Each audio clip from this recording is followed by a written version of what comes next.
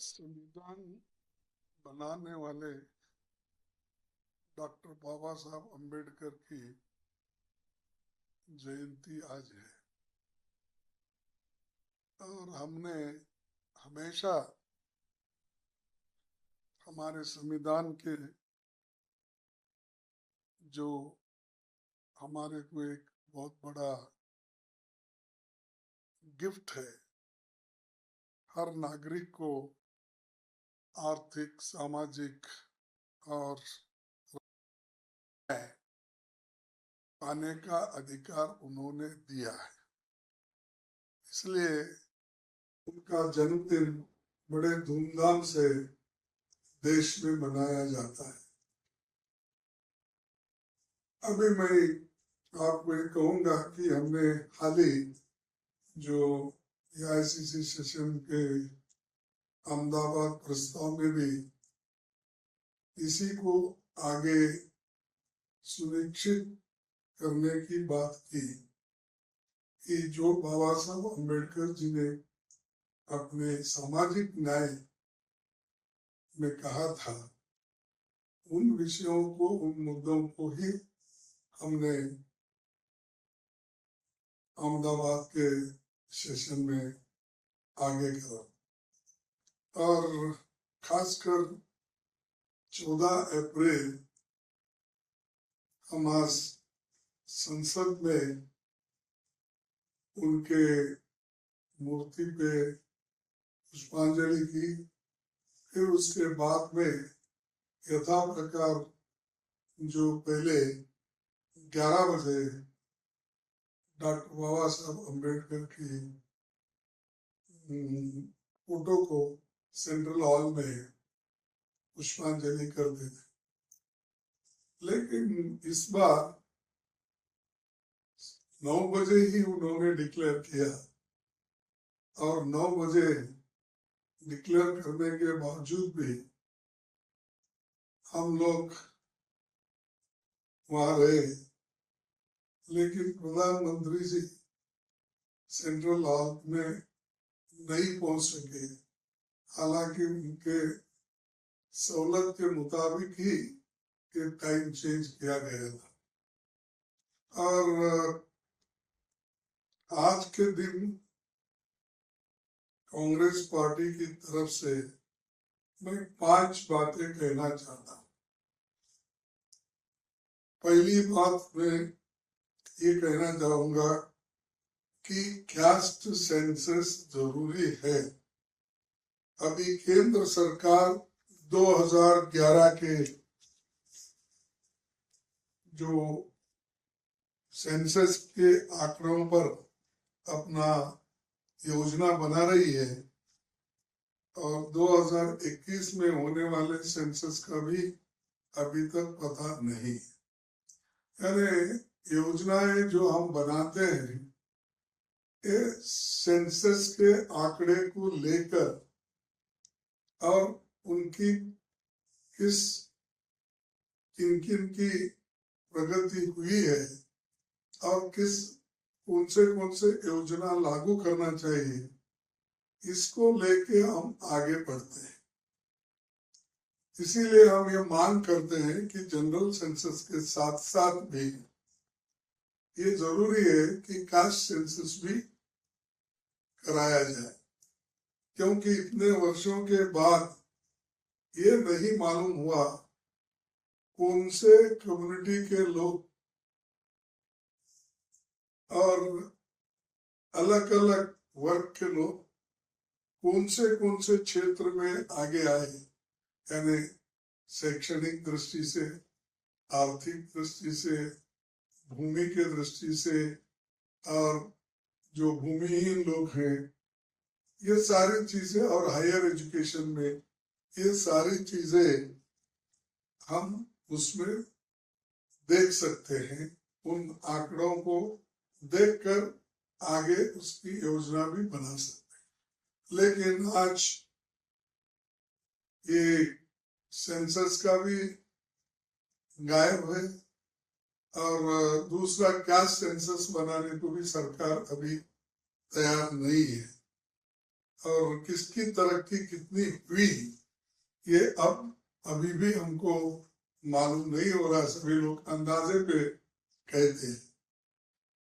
और राज्य सरकार में सब प्लान लागू करने का कानून हमने बनाया था, लेकिन मोदी सरकार ने उसको 2015 या बिगिनिंग से ही उसको उन्होंने नहीं अपनाया।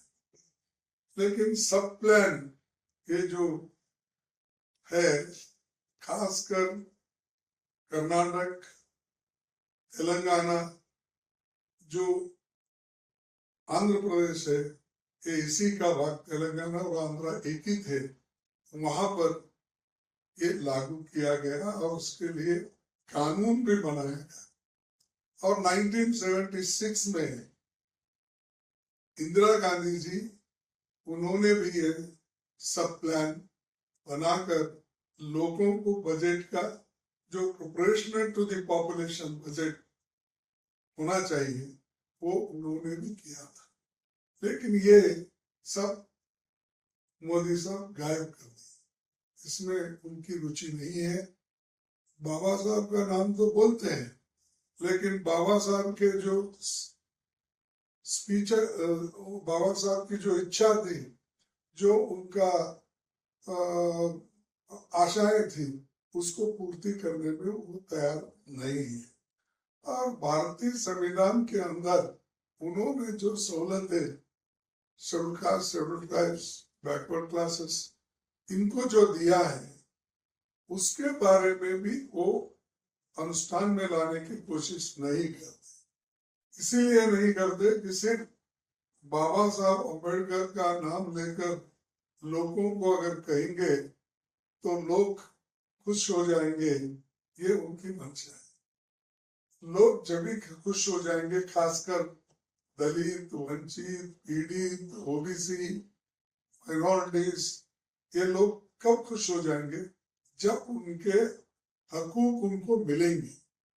अब ये बात मोदी साहब करने को तैयार नहीं है और सिर्फ लोगों को बोलने लगाते हैं, जो कांग्रेस के खिलाफ, नेहरू जी के खिलाफ, हमारे खिलाफ, कहते हैं कि इन्होंने क्या किया। अरे हम तो ये कह रहे, बाबा तुम क्या किए ये बताओ। बाबा साहब के कौन से उसूल अपनाए आप? तो ये वो कहने के लिए तैयार नहीं है। और दूसरी चीज, 50% जो रिजर्वेशन है, ये तमिलनाडु में मोर देन 50% उन्होंने किया और उन्होंने ये 9th शेड्यूल में डाला। इसके वजह से वहां रिजर्वेशन सेफ है, कोई कोर्ट नहीं जा सकता, कोई ये नहीं। तो वो सुप्रीम कोर्ट के आदेश अनुसार, और इसके पहले भी संविधान में जो अमेंडमेंट हुआ है, इसका बहुत बड़ा फायदा वहां मिल रहा है। लेकिन दूसरे स्टेटों में मोर देन 50% के लिए बैन है, करते नहीं। और मोदी भी बात करते हैं, मोदी जी, लेकिन वो इम्प्लीमेंट नहीं करते। तो एक हमारा तीसरा मुद्दा है। और चौथा मुद्दा ये है हमारा कि 2006 में संशोधन हुआ था, आर्टिकल 15(5). इस संविधान का संशोधन SC, ST, OBC और इन लोगों को प्राइवेट इंस्टीट्यूशन में इनको रिजर्वेशन, आरक्षण दिलाने के लिए हमने कोशिश की। लेकिन और सुप्रीम कोर्ट ने भी ये कहा कि 2014 में एक कानून उन्होंने अपहेल्ड किया। जो कानून ये लोग कहते हैं, उसके लिए कोशिश नहीं करते हैं कि ये लोग तो कभी भी अपना जो आर्टिकल 15(5) में जो संशोधन हुआ था, प्राइवेट कॉलेजेस में, प्राइवेट इंस्टीट्यूशन में SC/ST लोगों को, OBC लोगों को रिजर्वेशन देना था, उन्होंने नहीं दिया। और खासकर 55% हायर एजुकेशन इंस्टीट्यूशन जो प्राइवेट के लोगों के हाथों में है, उसका लाभ हमको मिल रहा नहीं। हमारे बच्चे कहाँ पढ़ेंगे, कैसा हायर एजुकेशन में वो आगे आएंगे, ये बहुत बड़ा प्रश्न हमारे सामने है। लेकिन इस प्रश्नों को सुलझाने के बजाय, इस समस्या को सुलझाने के बजाय वो इसमें रुचि नहीं रखते कि वो कभी भी इस बात इधर ध्यान नहीं रखें। ये इससे भी बहुत बड़ा नुकसान ये वीकर सेक्शंस में हुआ है। बाबा साहब अम्बेडकर जी को उस जमाने में बड़ौदा महाराज ने हायर एजुकेशन के लिए स्कॉलरशिप दे के भेजी, लेकिन आजादी के बाद इतना बड़ा गवर्नमेंट हमारा है कि कितने लाख, हमारे लाखों करोड़ों रुपए का बजट है, इतना बड़ा रहते हुए भी हायर एजुकेशन में ये अच्छी शिक्षण देने के लिए मोदी जी तैयार नहीं है और उनका बजट भी काट रहे। शिक्षण क्षेत्र में ज्यादा बजट देने के बजाय 250 बजट भी काट रहे हैं और उसमें SC/ST का तो और भी कम हो गया है। तो इससे ये मालूम होता है कि उनको शिक्षण में भी रुचि नहीं।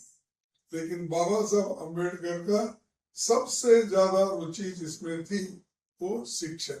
उसीलिए वो हमेशा कहते थे, पहले अपने बच्चों को पढ़ाओ।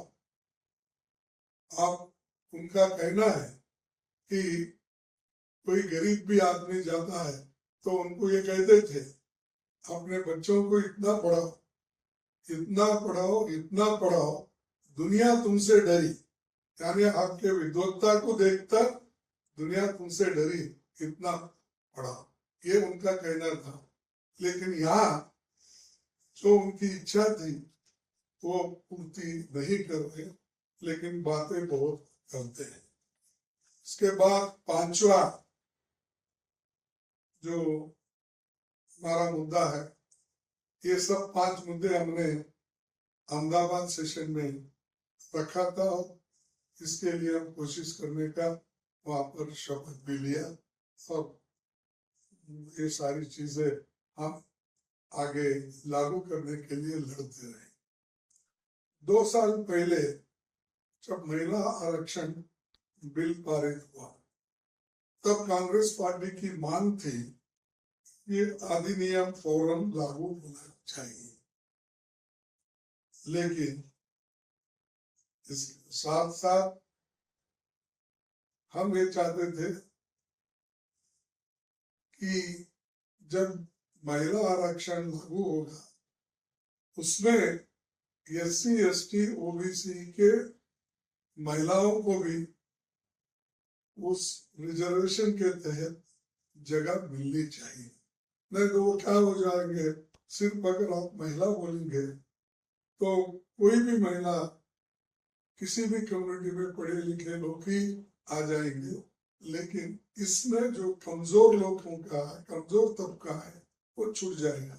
इसीलिए हम ये चाहते थे, हमारा कहना ये है कि ये जो महिलाओं को अधिकार देते वक्त और ये जो आरक्षण बिल है, इसमें इन सब महिलाओं को, इन सब कैटेगरी के महिलाओं को शामिल करना चाहिए।